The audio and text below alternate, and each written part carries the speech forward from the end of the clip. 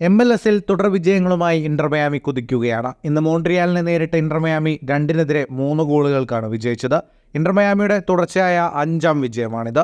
ഇന്ന് 2 ഗോളുകൾക്ക് പിന്നിൽ പോയ ശേഷം ഇന്റർ മയാമി തിരിച്ചു വരികയായിരുന്നു. 22ാം മിനിറ്റിൽ ബ്രൈസ് ഡ്യൂക്കിലൂടെയും 32ാം മിനിറ്റിൽ ജൂൾസ് ആന്റണിയിലൂടെയും മോൺട്രിയാൽ ലീഡ് എടുത്തു. എന്നാൽ 44ാം മിനിറ്റിൽ ഒരു തകർപ്പൻ ഫ്രീ കിക്കിലൂടെ മത്തിയാസ് റോഹാസ് ഇന്റർ മയാമിയുടെ ആദ്യ ഗോൾ നേടി. പിന്നാലെ ആദ്യ പകുതിക്ക് പിരിയുന്നതിന് മുൻപ് ലൂയിസ് സുവാരസ് ഇന്റർ മയാമിക്ക് സമനില സമ്മാനിച്ചു. രണ്ടാം പകുതിയിൽ 59ാം മിനിറ്റിൽ മത്തിയാസ് റോഹാസിന്റെ അസിസ്റ്റിൽ ബെഞ്ചമിൻ ക്രമാസ്റ്റി ഇന്റർ മയാമിയുടെ 3ാം ഗോളും നേടി വിജയമുറപ്പിച്ചു. ജയത്തോടെ MLS ഈസ്റ്റേൺ കോൺഫറൻസിൽ 1ാം സ്ഥാനത്ത് തുടരുകയാണ് ഇന്റർ മയാമി. മത്സരത്തിന് കണക്കുകളിലേക്ക് വന്നാൽ 54% സമയവും പന്ത് കൈവശം വെച്ച് കളിച്ചത് മോൺട്രിയാലാണ്. 15ഓളം ഷോട്ടുകളാണ് മോൺട്രിയാൽ തൊടുത്തത്. 6 ഷോട്ട് ഓൺ ടാർഗറ്റ്, 606 പാസുകൾ, 89% കൃത്യതയോടെ മോൺട്രിയാൽ പൂർത്തിയാക്കി.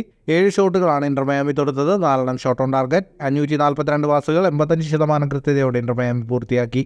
ജയത്തോടെ MLS-ൽ 13 മത്സരങ്ങളിൽ നിന്ന് 27 പോയിന്റോടെയാണ് ഇന്റർ മയാമി ഒന്നാമത് നിൽക്കുന്നത്. മെയ് 16 ഒർലാൻഡോ സിറ്റിക്കെതിരായാണ് ഇന്റർ മയാമിയുടെ അടുത്ത മത്സരം. ഫുട്ബോൾ ലോകത്തെ കൂടുതൽ വാർത്തകൾക്കും വിശേഷങ്ങൾക്കുമായി സ്പോർട്സ് കഫേ ഇപ്പോൾ തന്നെ സബ്സ്ക്രൈബ് ചെയ്യുക.